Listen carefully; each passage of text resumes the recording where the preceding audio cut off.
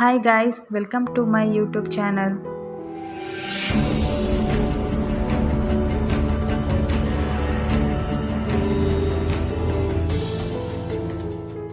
ಇವತ್ತು ನಾನು ಲಡ್ಡು ಮಾಡ್ತಾ ಇದ್ದೀನಿ. ಹೆಲ್ದಿಯಾಗೂ ಇರುತ್ತೆ, ಟೇಸ್ಟಿಯಾಗೂ ಇರುತ್ತೆ.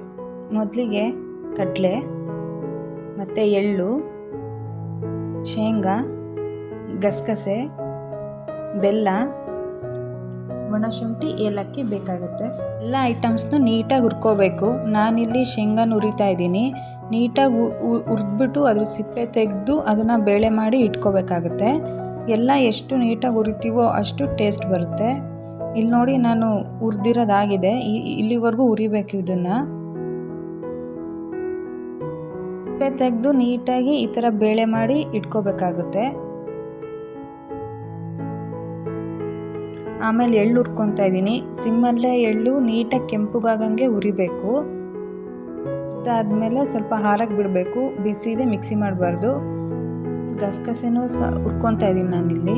ಇದನ್ನು ಸ್ವಲ್ಪ ಹುರ್ಕೋಬೇಕು. ಫುಲ್ಲು ಹುರ್ಕೋಬಾರ್ದು, ಕೆಂಪುಗಾಗೋವರೆಗೂ ಹುರಿಬೇಕು. ಶುಂಠಿ, ಏಲಕ್ಕಿನ ಈ ಥರ ಪೌಡ್ರ್ ಮಾಡಿ ಇಟ್ಕೋಬೇಕು. ಮಿಕ್ಸಿ ಮಾಡಬೇಕು. ಇಲ್ಲಿ ಕಡಲೆ ಹಾಕಿ ಮಾಡಿದ್ದೀನಿ. ಆಮೇಲೆ ಶೇಂಗಾ ಮಿಕ್ಸಿ ಮಾಡಿ ಹಾಕ್ತಾಯಿದ್ದೀನಿ. ಸ್ವಲ್ಪ ಮಿಕ್ಸಿ ಮಾಡಬೇಕು, ಫುಲ್ ಮಿಕ್ಸಿ ಮಾಡಬಾರ್ದು. ಆಮೇಲೆ ಇದು ಎಳ್ಳು ಪೌಡರು, ಇದನ್ನು ಮಿಕ್ಸಿ ಮಾಡಿ ಹಾಕ್ತಾಯಿದ್ದೀನಿ.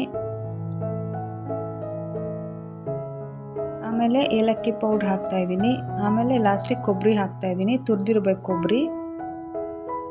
ಎಳ್ಳು, ಗಸಗಸೆ ಹಾಕ್ತಿದ್ದೀನಿ. ಆಮೇಲೆ ಬೆಲ್ಲ ಪಾಕ ಮಾಡೋಕೆ ಇಟ್ಕೋಬೇಕು. ಫುಲ್ ಪಾಕ ಬರಬಾರ್ದು, ಸ್ವಲ್ಪ ಪಾಕ ಬರಬೇಕು ಬೆಲ್ಲ.